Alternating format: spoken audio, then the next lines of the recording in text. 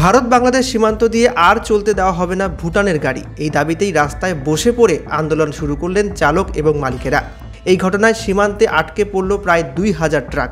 জানা গেল এই সীমান্ত দিয়ে বাংলাদেশের গাড়িতে করে ভুটানের ট্রাক পাথর নিয়ে যায়, কিন্তু এই সুযোগ ভারতীয় ট্রাক চালক সংগঠনগুলি পায় না।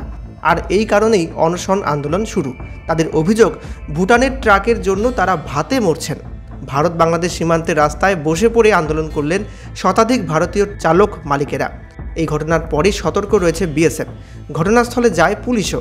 বিপাকে কয়েক হাজার ভুটানের ট্রাক চালক। ভারত বাংলাদেশ সীমান্তে এই ঘটনায় উত্তেজনা। শিলিগুড়ি ফুলবাড়ির ভারত বাংলাদেশ সীমান্ত বন্ধ করে আন্দোলন ভারতীয় ট্রাক চালকদের।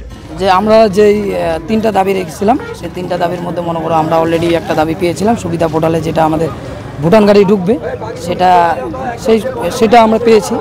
কিন্তু আমাদের কথা হলো, আমরা এই যে ইন্ডিয়ান গাড়িগুলো, এই যে যেরকম ভুটান গাড়ি 10 চাকা 12 চাকা করে আছে, এবং 12 চাকাগুলো 14 চাকা, 14 চাকাগুলো 16 চাকা করে চলছে। তো সেটাকে আমরা পুলিশ প্রশাসনকে দেখতে বলছি, এবং আমি পুলিশ প্রশাসনের কাছে আবেদন করব যেন আমরা সাধারণ মানুষ, আমরা সাধারণ জনতা এই যে আমরা যেন বাঁচতে পারি, রুটি রোজগার নিয়ে বাঁচতে পারি। কারণ আমরা অনেক সমস্যার মধ্যে আছি। কারণ আজকে আমরা আমাদের যে মনে করো যে বউ বাচ্চা আমাদের এমন পরিস্থিতিতে পড়ে আছে, যে অন্নদানা যেভাবে আমরা চলতাম, যেভাবে আমরা থাকতাম, সেই জিনিসটা এখন আমাদের নেই। তো আমরা খুব অসহায় পড়েছি। তো আমি সিএমকেও বলবো, আমি দিদিকেও বলবো যে আমাদের মুখের দিকে তাকায় বা আমাদের জনসাধারণের দিকে তাকায়, যেন আমাদের একটা সুরাহা দেয়, আমরা একটা ব্যবসা করে খেতে পারি। কারণ আমাদের রাজ্যে ব্যবসা হচ্ছে, আমাদের রাজ্যে যদি আমরা চলে ফিরে খেতে না পারি, তাহলে আমরা কোথায় যাব? ভুটান গাড়ি চলাচলের জন্য কি আপনাদের গাড়ি চলছে না? হ্যাঁ, ভুটান গাড়ির জন্য চলছে না। ভুটান গাড়ি একটাই, কি ওরা আনলিগালভাবেই ব্যবসা করছে।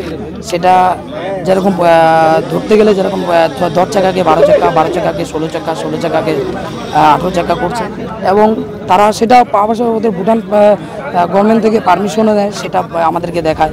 এবং কি ওদের যে গাড়ি, সেটা আন্ডারলোড না ওভারলোডই আসে। সেটা প্রতিদিনের মতো যদি চেক করা হয়, তাহলে অবশ্যই গাড়িগুলি আন্ডারলোড হিসেবে তাদেরকে ফাইন দেওয়া হবে। সেটা পুলিশ প্রশাসন দেখবে, সেটা আমরা না। আজকে কি আপনারা সব গাড়ি বন্ধ রেখেছেন? হ্যাঁ, আমরা বন্ধ রেখেছি। আমি গতকাল থেকে আমরা বন্ধ রেখেছি। তো আমাদের এখানে যদি ভুটান গাড়ি যায়, আমাদের বুকের উপর দিয়ে যেতে হবে। আপনার নাম? আমার নাম রবি দাস।